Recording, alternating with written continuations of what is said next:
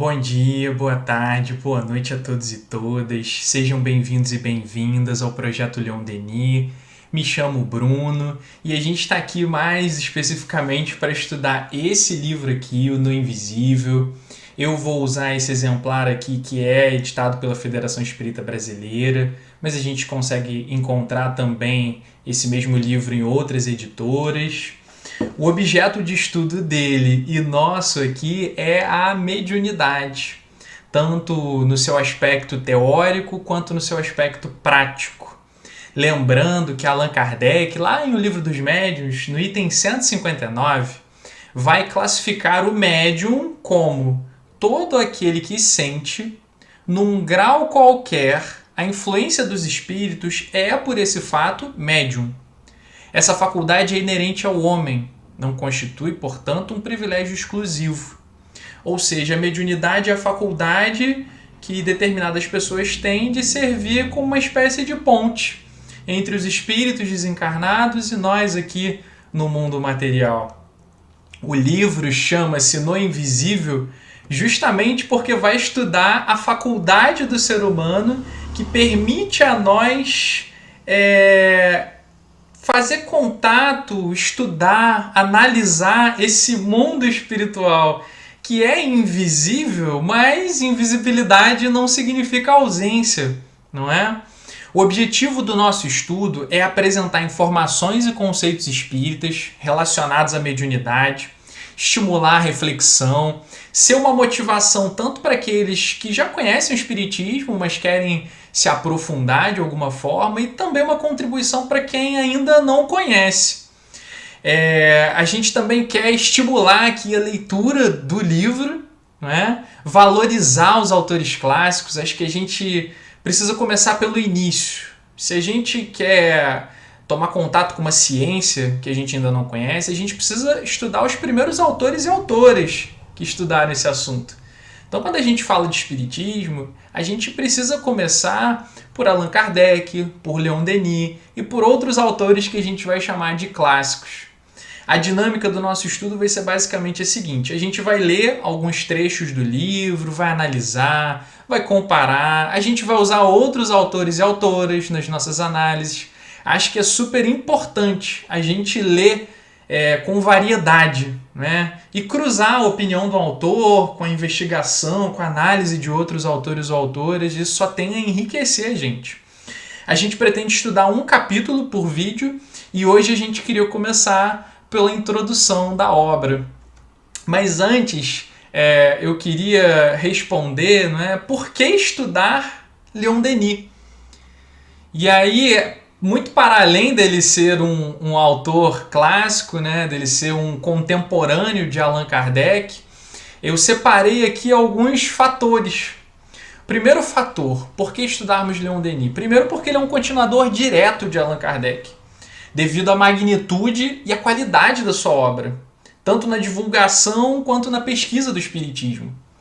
No livro Leon Denis, o Apóstolo do Espiritismo, uma biografia pelo Gaston Luce, ele vai dizer o seguinte sobre o Leon Denis. Nessa época de atividade intensa, a tarefa do conferencista se desdobrava na de escritor. As conferências apenas tocam no tema, não aprofundando. Ora, um problema requeria então os cuidados do apóstolo, a mediunidade. Sobre ela reuniu uma documentação ao mesmo tempo ampla e original. Os guias do trabalho de Tours o haviam esclarecido sobre muitos aspectos. Era necessário torná-los conhecidos pelos seguidores espíritas. Foi para atender a esse compromisso e a essa necessidade que publicou em 1903 O Mundo Invisível, importante obra com 500 páginas de texto. A obra aparecia num momento adequado. A rapidez do desenvolvimento do espiritismo constituía um perigo sério. Os que tinham fé demonstravam frequentemente uma impaciência e uma intransigência nocivas à propagação da doutrina nos meios refratários. Os outros, indecisos, envolvidos pela dúvida, mostravam-se reservados e renovavam periodicamente suas críticas sobre a mediunidade. Havia o grupo dos céticos, mais ou menos cultos, que obrigavam os militantes a se aprofundarem em suas investigações e estudarem mais de perto os fenômenos. Já a crítica científica, renunciando ao seu detestável processo de aniquilamento pelo silêncio premeditado ou pelo ridículo, mostrava-se menos sistemática e adentrava pouco a pouco no caminho inexplorado do psiquismo transcendental. Desde a publicação das obras de Allan Kardec, especialmente de O Livro dos Médiuns, um vasto e permanente movimento de experimentação mediúnica se desenvolvera, principalmente no mundo anglo-saxão. Na França ainda não existia uma obra onde estivesse condensado o resultado de semelhantes pesquisas. O novo livro de Leon Denis vinha preencher essa lacuna. Era uma apresentação da questão espírita no começo do novo século e também uma obra de divulgação e de defesa. Ou seja, Leon Denis estuda a mediunidade nesse contexto complexo aqui que o biógrafo dele traz do seu tempo, do movimento espírita daquela época, e a partir desses estudos ele vai fazer um livro. E é muito importante a gente dizer que o espiritismo ele não finalizou em Kardec. Lá na Revista Espírita de 1866, num item intitulado Questões e Problemas, na edição em PDF da FEB que eu tenho na página 299, tem a seguinte frase: o Livro dos Espíritos não é um tratado completo do Espiritismo. Não faz senão apresentar as bases e os pontos fundamentais que se devem desenvolver sucessivamente pelo estudo e pela observação. E no Livro dos Médiuns, no item 343, Kardec diz assim: pensam muitas pessoas, ademais, que o Livro dos Espíritos esgotou a série das questões de moral e de filosofia. É um erro. Ou seja, o próprio Kardec coloca que o Espiritismo não é uma doutrina engessada. Até na própria A Gênese, no capítulo 1, ele vai afirmar que o Espiritismo é progressivo. A gente tem que assimilar os progressos que a ciência, que o conhecimento humano traz. É claro que a gente não vai aceitar qualquer ideia como espírita. Existe um critério, existe uma metodologia para a gente produzir conhecimento espírita. Mas a gente não pode fechar, o espiritismo para o estudo e para a pesquisa. Para ser conhecimento espírita, precisa passar pelo controle universal do ensino dos espíritos, que Allan Kardec esclarece muito bem na introdução do Evangelho segundo o Espiritismo, e por uma análise de lógica, de racionalidade. Então, a obra no invisível, ela não deixa de ser uma continuação de O Livro dos Médiuns. Por quê? O Livro dos Médiuns ele é publicado em 1861. E o Livro do Invisível é lançado em 1903, 42 anos depois. Então, nesse intervalo de 42 anos entre um livro e outro, muitas pesquisas em diferentes lugares, por diferentes investigadores, ocorreram sobre o fenômeno da mediunidade. Então, havia um farto material para ser analisado. Então, Leon Denis, nesse livro, vai caminhar nessa direção de estudar o que estava sendo produzido, o que tinha sido produzido posteriormente a Kardec e de fazer uma análise disso, de construir um livro a partir disso, estudando a mediunidade. Um segundo fator para a gente estudar Leon Denis. As pesquisas de Denis são robustas. Denis foi um experimentador.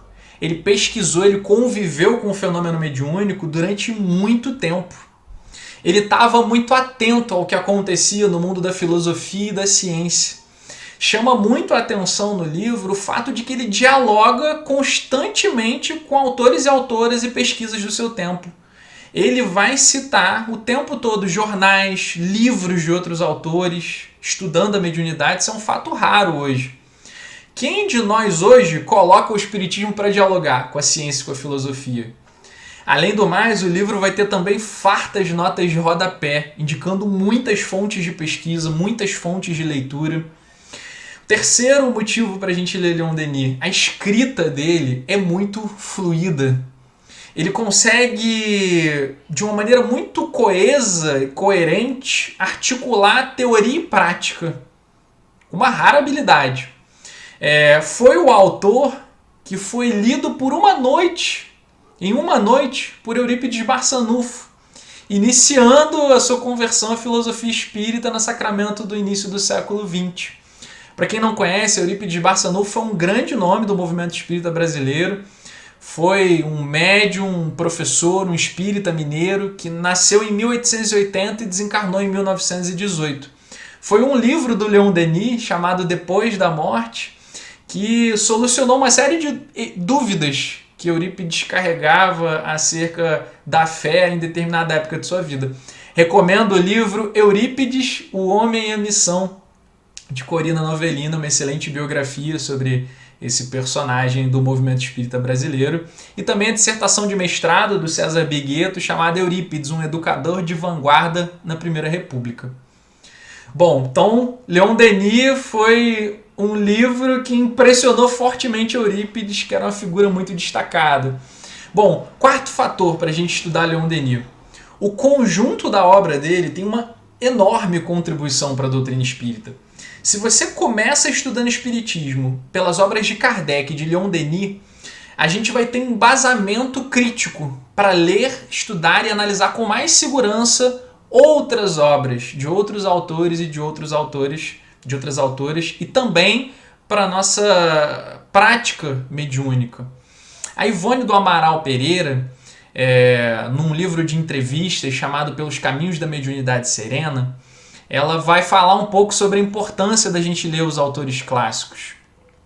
E aí, na segunda entrevista desse livro, ela diz o seguinte: o que lamento muito é o pouco estudo de obras básicas, o que nos faz ver e ouvir erros doutrinários clamorosos, graves. Os espíritas não podem circunscrever-se tão somente a mensagens e a romances, se bem que nossos romances sejam extremamente educativos, moralizantes. E sugerem em nosso meio enorme dose de ilusão em matéria de mediunidade, em matéria de sessões. Não podemos fugir ao estudo de matérias que exijam trabalho mental, porque nos viciamos com simples pitadas de doutrina quando precisamos doses maciças. O que, portanto, falta em nosso ambiente espírita é o estudo de obras básicas. E quando falo em obras básicas, refiro-me a Kardec, Leon Denis, Gabriel Delany, Ernesto Bozano, enfim, as obras dos mestres que formaram a doutrina, auxiliados por espíritos celestes. Ou seja, Ivone vai no sentido de precisamos começar pelo início, precisamos ler os primeiros pesquisadores que investigaram, que ajudaram a consolidar o espiritismo enquanto doutrina. E aí, numa outra fala, na quinta entrevista desse livro, a Ivone vai mencionar o seguinte: vendem-se, com efeito, muitos livros, mas os conhecimentos doutrinários continuam diminutos. A grande massa dos espíritas desconhece os princípios do espiritismo. Lê os livros, é verdade, mas confessa que nada entende, principalmente os de base, de Allan Kardec, que são considerados por muitos ultrapassados. Leon Denis, Gabriel Delany, Ernesto Bozano e outros luminares do espiritismo de primeira categoria, seguidores de Allan Kardec, são desconhecidos. Existe fanática predileção pela obra mediúnica, a qual, se é autêntica, representa um excelente subsídio para as obras fundamentais. Infelizmente, nem sempre assim é. E o que vemos em grande parte do movimento espírita é a ameaça de um neocatolicismo, se a misericórdia de Deus não nos socorrer. E numa sexta entrevista ainda nesse livro, Dona Ivone vai mencionar que Leon Denis é um estranho para os espíritas. Ou seja, por todos esses 4 motivos que a gente procurou aqui citar, eu acredito que está justificada a necessidade da gente estudar os clássicos, da gente estudar Kardec, da gente estudar, entre esses autores, Leon Denis. Bom, a estrutura do livro, ela está baseada no seguinte: ele tem uma introdução, na verdade ele tem 2 introduções, né? Uma introdução mesmo e um outro prefácio de uma outra edição de 1911. É até interessante porque conforme o livro vai sendo editado outras vezes, geralmente os autores ou autoras, eles fazem outros prefácios. A gente está sempre mudando, né? Como diria o filósofo Heráclito de Éfeso, tudo flui. A transformação é característica fundamental da natureza. Então, se a gente escreve um livro hoje, é óbvio que daqui a 10 anos a gente vai ter coisas para acrescentar a ele.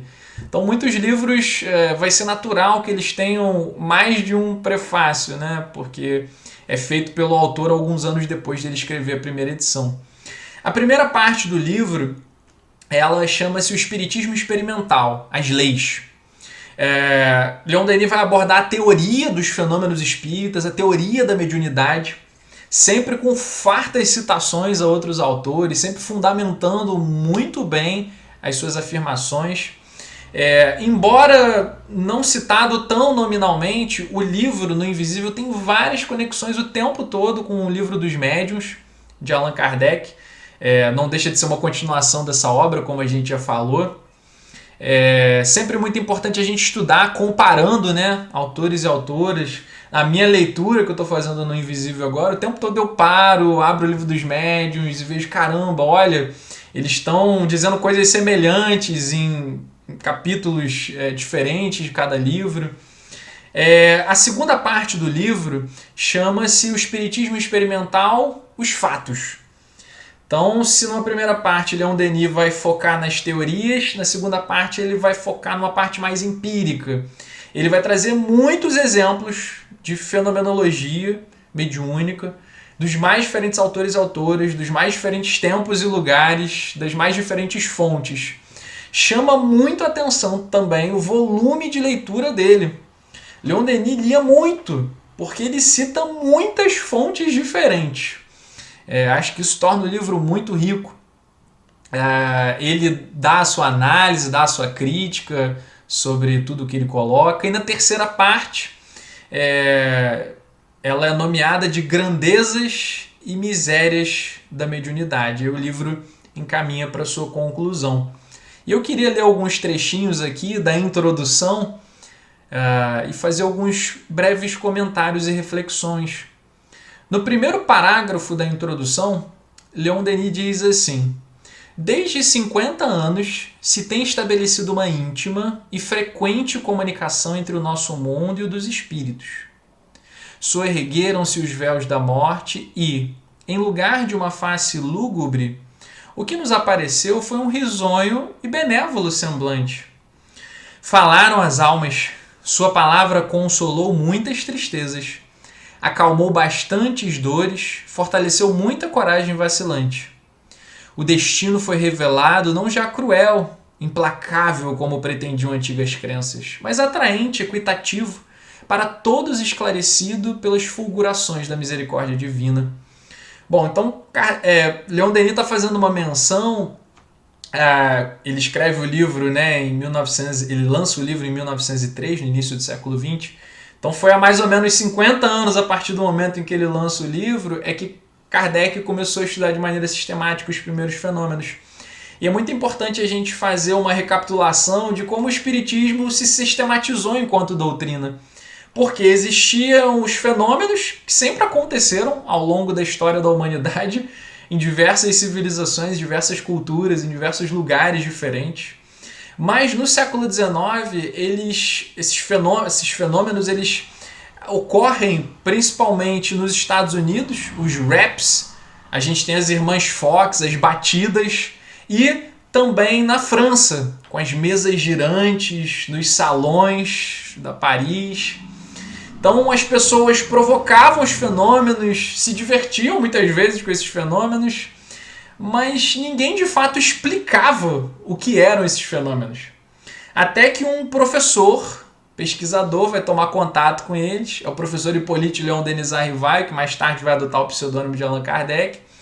Ele resolve observar e analisar, investigar, estudar atentamente, com tempo, com calma, e ele vai descobrir que esses fenômenos, né, batidas inexplicadas, mesas pesadas que se suspendiam no ar e giravam, as mesas respondiam perguntas, né, com batidas, as batidas respondiam perguntas. Então, partindo da premissa de que todo efeito tem uma causa, todo efeito inteligente tem uma causa inteligente. Na medida em que Kardec vai investigando o fenômeno, ele vai descobrir que os agentes desses fenômenos são espíritos, que nada mais são do que pessoas que um dia estiveram encarnadas, como nós, mas hoje estão desencarnadas, sem um corpo físico, mas permanecem vivas, permanecem existindo. E que esses espíritos só podem atuar no mundo material por meio de médiuns. Ou seja, para que mesas possam girar, barulhos possam ser feitos, são necessários médiuns para que os espíritos possam atuar. Bom, então Kardec descobre os agentes do fenômeno, que são os espíritos, e o meio para que os fenômenos ocorram, que são os médiuns. Bom, a partir disso, Kardec vai conversar com muitos espíritos diferentes, através de muitos médiuns diferentes, e ele vai instituir um método para sua investigação, que é o controle universal do ensino dos espíritos.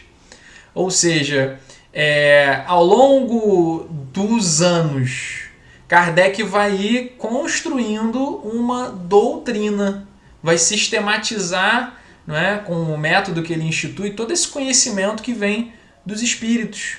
Por isso o nome Espiritismo. Não é? E é importante a gente ressaltar que o Espiritismo ele não é uma invenção de Kardec. Poxa, eu quero inventar uma nova doutrina. Não é. O Espiritismo ele é a consequência da busca por respostas de fenômenos que sempre ocorreram e que estavam acontecendo intensamente numa determinada época e que ninguém explicava. O Espiritismo é a consequência da busca por respostas. Então, a gente pode dizer que o Espiritismo ele é uma obra coletiva, construída com elementos de filosofia e de ciência, por espíritos, por médiuns e por um grande organizador, pesquisador, que foi Kardec. Doutrina essa que tem consequências morais, que pode vir a despertar a religiosidade nas pessoas. Bom, Kardec vai definir o Espiritismo, lá no livro que é o Espiritismo, no seu preâmbulo, da seguinte forma: o Espiritismo é, ao mesmo tempo, uma ciência de observação e uma doutrina filosófica. Como ciência prática, ele consiste nas relações que se estabelecem entre nós e os espíritos. Como filosofia, compreende todas as consequências morais que dimanam dessas mesmas relações.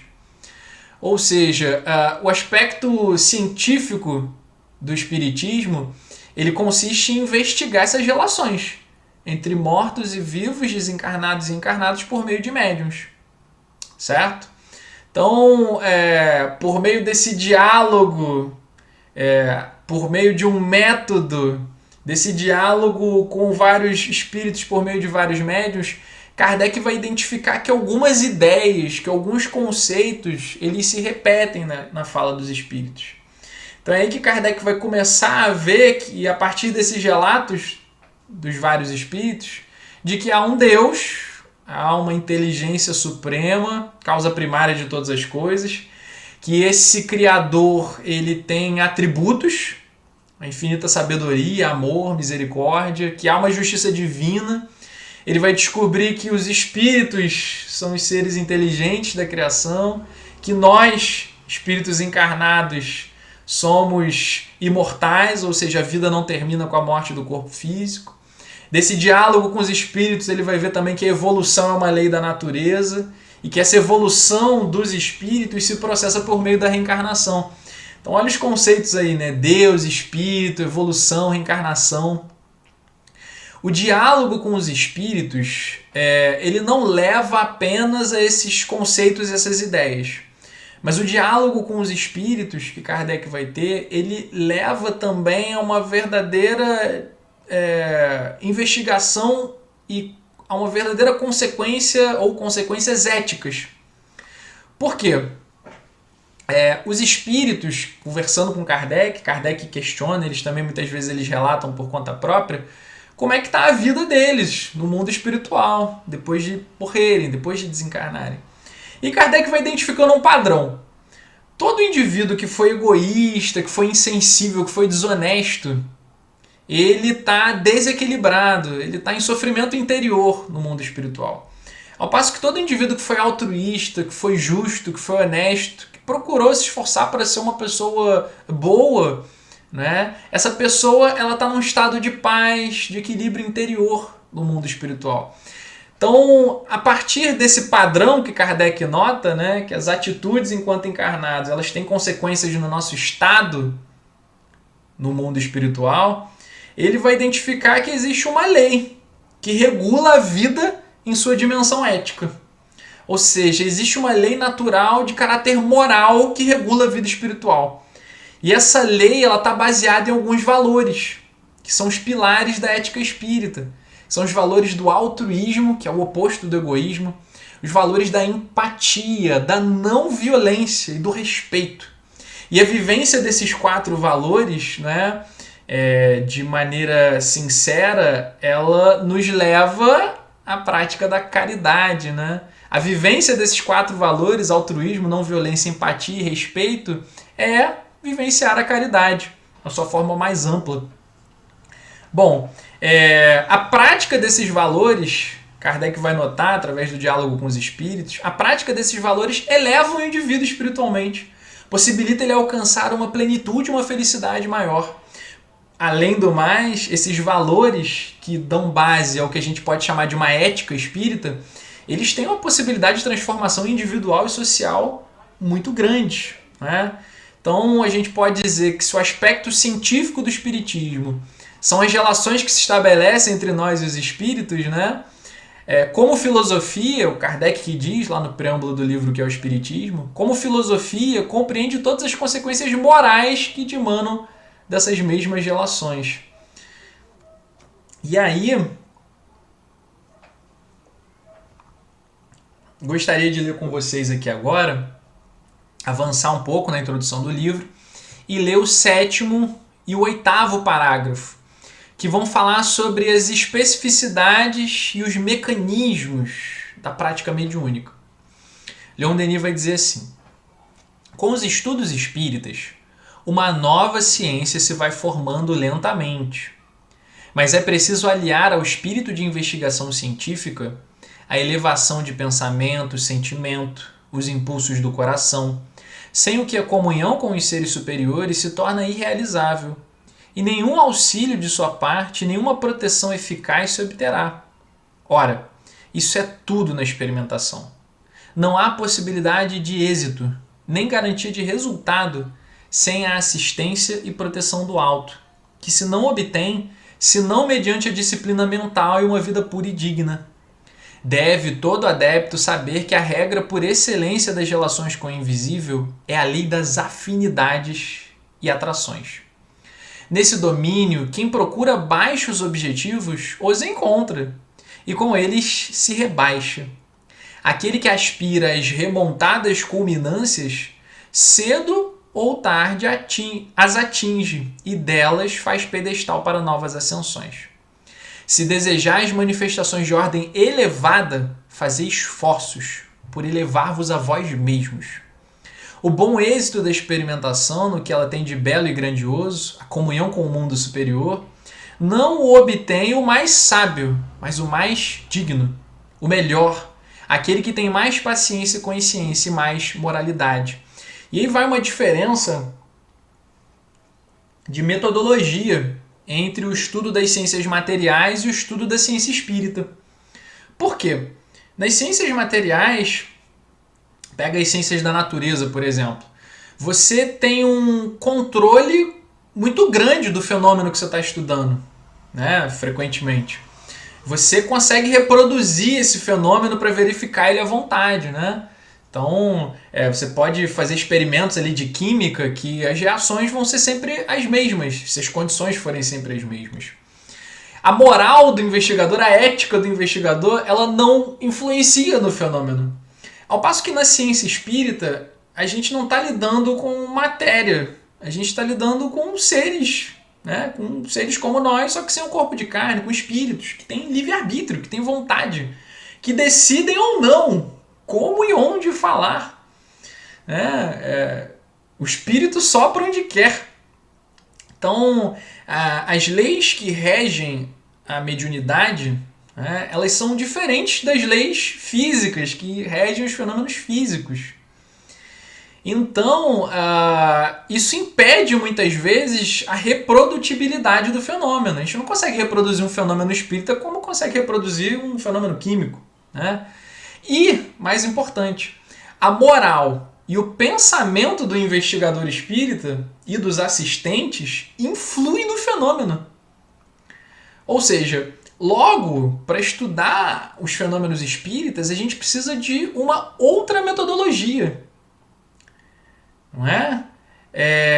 Kardec e Denis tinham ciência disso. Eles sabiam por que muitos pesquisadores se decepcionavam investigando os fenômenos espíritas.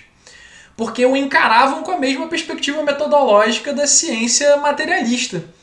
No espiritismo, a preparação intelectual do experimentador é muito importante, mas os princípios éticos e o pensamento também são fundamentais.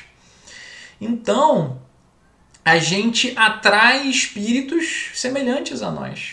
A lei da atração é uma coisa permanente no mundo espiritual e na relação do mundo espiritual com o mundo material. Então, se a gente tem uma postura frívola, fanfarrona, a gente vai atrair espíritos com a mesma postura. E se a gente tem uma postura, por outro lado, responsável, ética, séria, a gente atrai espíritos com a mesma postura.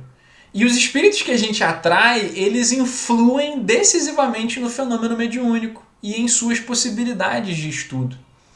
Bom, e aqui vai um acréscimo, né? Para entender bem o espiritismo, é importante que, tanto quanto possível, a gente tenha uma pequena iniciação ao campo da ciência, né? Procurar saber o que é ciência, o que é conhecimento científico, como é que ele se produz, né? Como é que ele se caracteriza. A gente tem que ter muito cuidado com a soberba e com a arrogância que às vezes a gente pode ter no meio espírita, de achar que a doutrina é um conhecimento final que suplanta todos os outros e a própria ciência. Não é, né? Eu recomendo aqui para estudo o livro Metodologia Científica, da Marina Marconi, da Eva Lacatos. É uma excelente introdução à ciência, ao que é a ciência. E falar que ler apenas sobre espiritismo é limitar a nossa compreensão da doutrina. Então a gente precisa ler de tudo, a gente precisa ler sobre ciência, a gente precisa ler sobre as coisas que estão acontecendo no mundo, e a gente precisa também ler sobre espiritismo.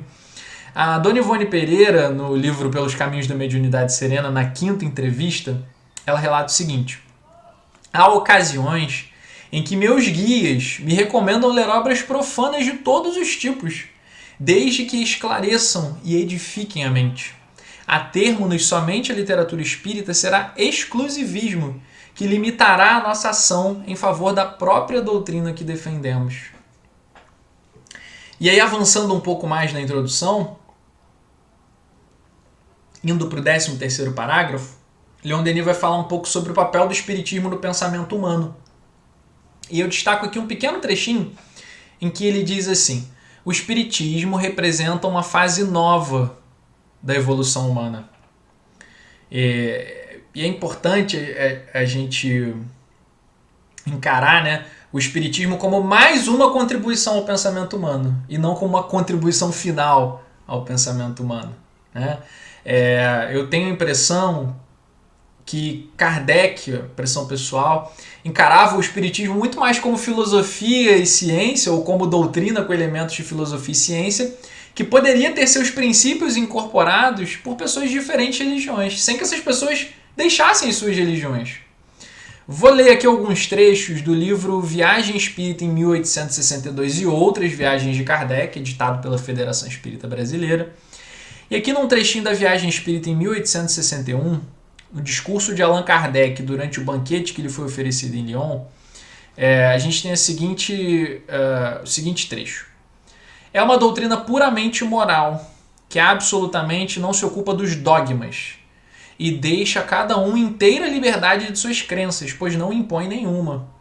E a prova disto é que tem aderentes em todas, entre os mais fervorosos católicos, como entre os protestantes, os judeus e os muçulmanos. Ou seja, você tinha católicos espíritas, protestantes espíritas, porque partia-se de uma perspectiva de que o espiritismo era filosofia e ciência. Então eu posso estudar geografia, que é uma ciência, posso estudar química, que é uma ciência, sem deixar de ser católico, sem deixar de ser protestante, sem deixar de ser muçulmano. Então o espiritismo seria mais uma filosofia, uma ciência. Kardec continua. O espiritismo repousa sobre a possibilidade de comunicação com o mundo invisível, isto é, com as almas. Ora, como os judeus, os protestantes e os muçulmanos têm almas como nós, o que significa que podem comunicar-se tanto com eles quanto conosco, e que, consequentemente, eles podem ser espíritas como nós. Não é uma seita política, como não se trata de uma seita religiosa. É a constatação de um fato que não pertence mais a um partido do que a eletricidade e as estradas de ferro. É, insisto, uma doutrina moral, e a moral está em todas as religiões, em todos os partidos. Aí, na Viagem Espírita em 1862, num item intitulado Instruções Particulares dadas aos grupos em resposta a algumas questões propostas, no item 11, Kardec vai dizer o seguinte, sobre o movimento espírita no tempo dele. Poucas são as reuniões espíritas, por menores que sejam, sobretudo na França, em que não haja membros ou assistentes pertencentes a diferentes religiões. Se o espiritismo se colocasse abertamente no terreno de uma delas, afastaria as outras. Ora, como há espíritas em todas, ver-se-iam formar-se grupos católicos, judeus ou protestantes, perpetuando-se assim o antagonismo religioso que o espiritismo tende a abolir. É também a razão pela qual deve-se abster nas reuniões de discutir dogmas particulares, o que certamente melindraria certas consciências, ao passo que as questões de moral são de todas as religiões e de todos os países. O espiritismo é um terreno neutro, sobre o qual todas as opiniões religiosas podem encontrar-se e se dar as mãos. A noção de Kardec de espiritismo na época dele era muito particular e muito rica, porque tornava o espiritismo muito universalista. Bom, qual a contribuição que o espiritismo tem a dar enquanto filosofia, enquanto ciência, para as outras religiões? Sem que as outras religiões deixem de existir. O espiritismo contribui com a mediunidade. A mediunidade é uma faculdade humana. Tem médiuns em outras religiões também, que muitas vezes não sabem como lidar com a sua mediunidade. Então o espiritismo pode contribuir, auxiliando as pessoas a aprenderem a lidar com a sua mediunidade de maneira equilibrada. O espiritismo pode contribuir enquanto filosofia e ciência com as outras religiões, revelando através de suas pesquisas o princípio da reencarnação como um mecanismo evolutivo que preenche, um conceito que preenche várias lacunas teóricas em relação à ideia de Deus e de justiça divina, por exemplo. Como explicar crianças filhas dos mesmos pais, onde uma criança é um gênio, com 10 anos de idade na música, e a outra é uma criança normal? Por que nascem uns em condições tão difíceis e outros não? Por que doenças em crianças que nada fizeram para merecer essas doenças? Como traumas que não têm origem explicável em episódios da vida atual? Como explicar essas coisas, sem a ideia da reencarnação? Então a reencarnação é fundamental, para dar sentido a determinados fenômenos e para mostrar que sim, há uma justiça divina, Deus é justo. Bom, a doutrina espírita também contribui revelando o mundo espiritual e os espíritos que agem e reagem conosco o tempo todo. Os processos de obsessão, que é quando um espírito tem uma atuação que está sendo negativa perante o encarnado. Pessoas de outras religiões também sofrem processos obsessivos. Então o espiritismo com filosofia e ciência pode contribuir com isso também, para que as pessoas possam lidar com isso. O Hermínio Miranda, no livro Nossos Filhos São Espíritos, no capítulo 21, ele diz: porque venho insistindo teimosamente, obstinadamente, em que está fazendo uma falta terrível à sociedade em que vivemos a visão da realidade espiritual. Então o espiritismo, eu particularmente, não gosto de enxergar ele como uma religião do futuro que vai substituir todas as outras religiões, que vai acabar com todas as outras religiões. Eu gosto, pessoalmente, respeito todas as outras visões, acho que a multiplicidade das visões está aí para agregar, mas eu gosto de enxergar o espiritismo como uma filosofia e uma ciência, ou uma doutrina com elementos de filosofia, elementos de ciência, que vem contribuir com o pensamento humano, sem necessariamente homogeneizar, né? Até porque a diversidade cultural é uma das principais riquezas da humanidade. Bom, o Kardec, lá no livro que é o Espiritismo, no terceiro diálogo, ele vai dizer o seguinte: o Espiritismo tem por fim combater a incredulidade e suas funestas consequências, fornecendo provas patentes da existência da alma e da vida futura. Ele se dirige, pois, àqueles que em nada creem, ou que de tudo duvidam. E o número desses não é pequeno, como muito bem sabeis. Os que têm fé religiosa e a quem esta fé satisfaz, dele não tem necessidade. Àquele que diz, eu creio na autoridade da igreja e não me afasto dos seus ensinos, sem nada buscar além dos seus limites, o Espiritismo responde que não se impõe a pessoa alguma e que não vem forçar nenhuma convicção. A liberdade de consciência é consequência da liberdade de pensar, que é um dos atributos do homem. E o Espiritismo, se não a respeitasse, estaria em contradição com seus princípios de liberdade e tolerância. A seus olhos, toda crença, quando sincera e não permita ao homem fazer mal ao próximo, é respeitável, mesmo que seja errônea. Então, é fundamental a gente ter essa noção, né, de que o Espiritismo é uma contribuição ao pensamento humano, né? E que a gente precisa respeitar e trocar com as outras religiões, com as outras filosofias, para a gente também aprender. Kardec coloca lá no capítulo 1 do Evangelho segundo o Espiritismo, né, no item 8, o Espiritismo como aliança da ciência e da religião, né, o nome do item, aliança da ciência e da religião. Qual a contribuição que o Espiritismo tem a dar enquanto filosofia para a ciência? A noção de que a gente tem um espírito, que a gente tem um corpo espiritual e que a gente continua vivo após a morte do corpo físico. A noção de que há leis no universo pautadas em valores éticos que regulam as consequências das nossas ações. O Espiritismo contribui mostrando que há um mundo espiritual com dinâmicas e leis próprias. Imaginem, não é, o impacto que esses princípios, que esses conceitos podem ter nas ciências da saúde, na psicologia, nas ciências sociais, na história. Então o Espiritismo tem a contribuir para com a ciência, para com o pensamento humano. O Espiritismo é mais uma contribuição para os indivíduos e a sociedade. Ele não é a revelação final, o conhecimento que suplanta todos os outros. Ele é uma contribuição. No 16º parágrafo da introdução, o Leon Denis vai dizer assim: o Espiritismo não é somente a demonstração pelos fatos da sobrevivência, é também o veículo por que descem sobre a humanidade as inspirações do mundo superior. A esse título é mais que uma ciência, é o ensino que o céu transmite à terra, reconstituição engrandecida e vulgarizada das tradições secretas do passado, o renascimento dessa escola profética que foi a mais célebre escola de médiuns do Oriente. Com o Espiritismo, as faculdades que foram outrora o privilégio de alguns se difundem por um grande número. A mediunidade se propaga, mas de par com as vantagens que proporciona, é necessário estar advertido aos seus escolhos e perigos.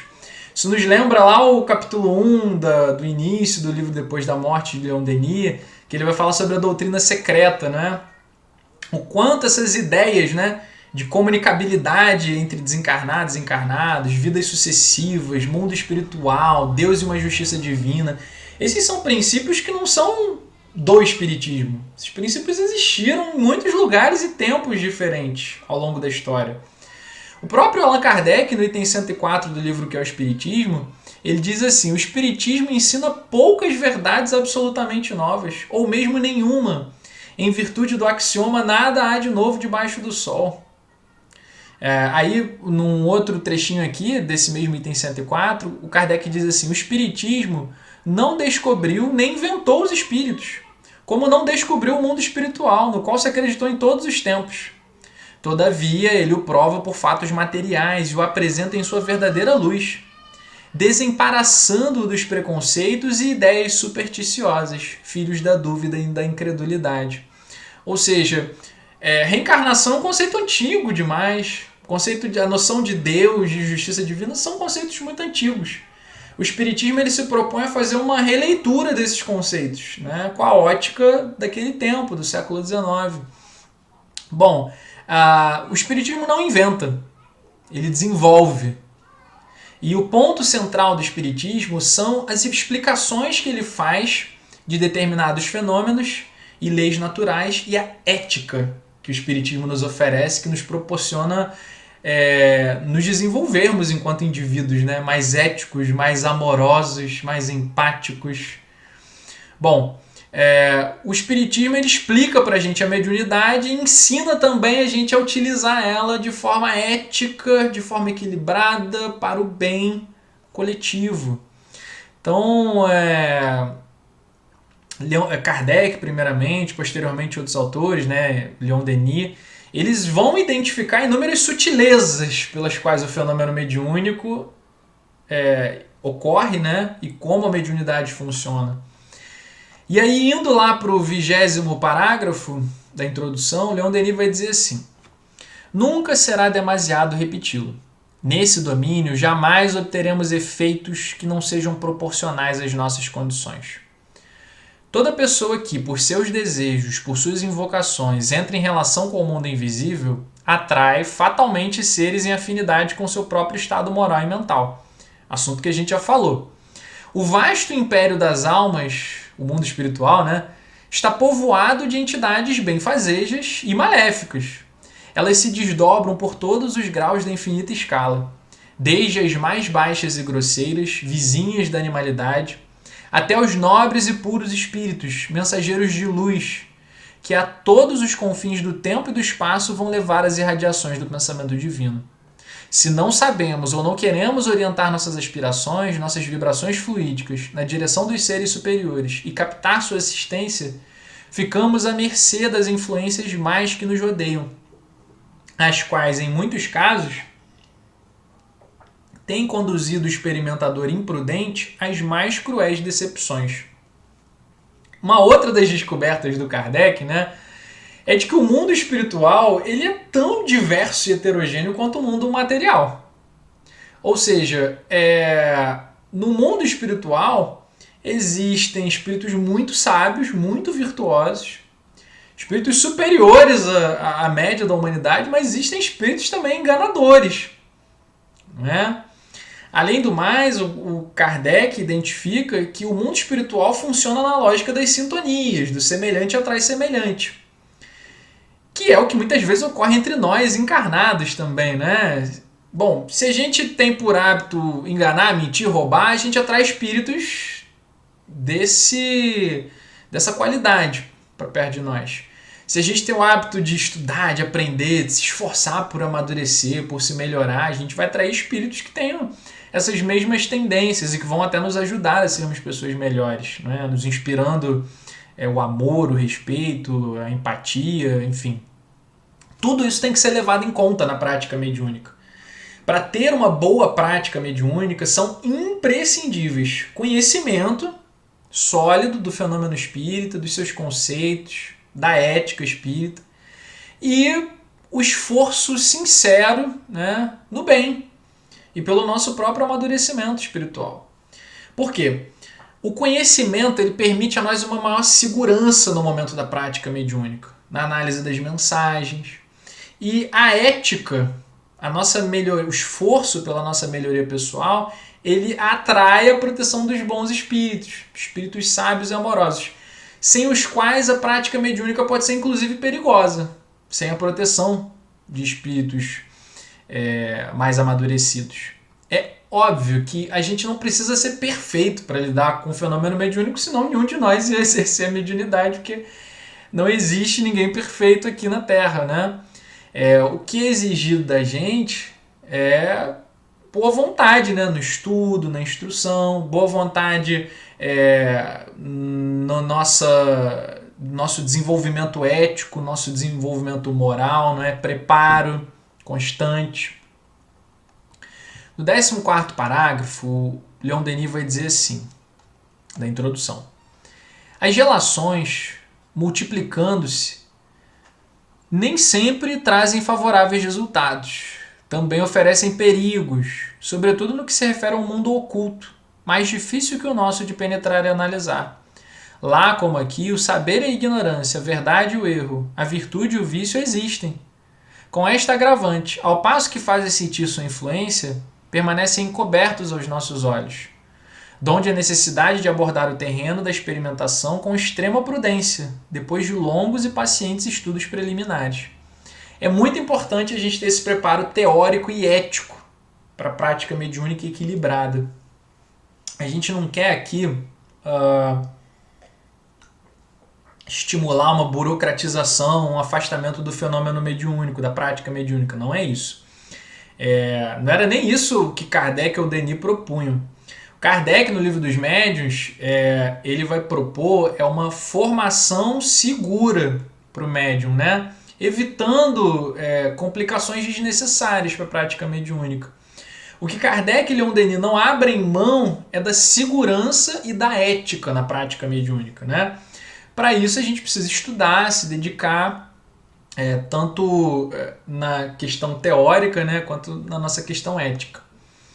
E lá no último parágrafo da introdução, o Leon Denis coloca que o espiritismo é um meio de elevação e aperfeiçoamento moral. E aí nos remete a uma fala, né, de Kardec lá no livro Viagem Espírita em 1862, nas instruções particulares dadas aos grupos em resposta a algumas das questões propostas na terceira resposta, tá assim: o ponto capital do espiritismo é o lado moral. É aí que devemos envidar todos os nossos esforços para fazê-lo compreendido. O aspecto ético é o coração do espiritismo, né? Ainda no mesmo livro, né, Viagem Espírita em 1862, nos discursos pronunciados nas reuniões gerais dos espíritas de Lyon e Bordeaux, a terceira parte, vai estar assim: sem a caridade não há instituição humana estável, e não pode haver caridade nem fraternidade possíveis, na verdadeira acepção da palavra, sem a crença. Aplicai-vos, pois, a desenvolver esses sentimentos que, engrandecendo-se, destruirão o egoísmo que vos mata. Quando a caridade tiver penetrado as massas, quando se tiver transformado na fé, na religião da maioria, a caridade, né? Então vossas instituições se tornarão melhores pela força mesma das coisas. Os abusos oriundos do personalismo desaparecerão. Ensinai, pois, a caridade, sobretudo pregai pelo exemplo. É a âncora de salvação da sociedade. Só ela pode realizar o reino do bem na terra, que é o reino de Deus. Sem ela, o que quer que façais, só criareis utopias, das quais só vos resultarão decepções. Então, o espiritismo, por meio dos seus conceitos, das suas ideias, da sua ética, ele oferece compreensão, né, do mundo espiritual, da realidade espiritual. Isso tem muitos impactos no nosso proceder agora, né, nas nossas atitudes. É óbvio que a gente não vai virar santo da noite para o dia, nem devemos, né?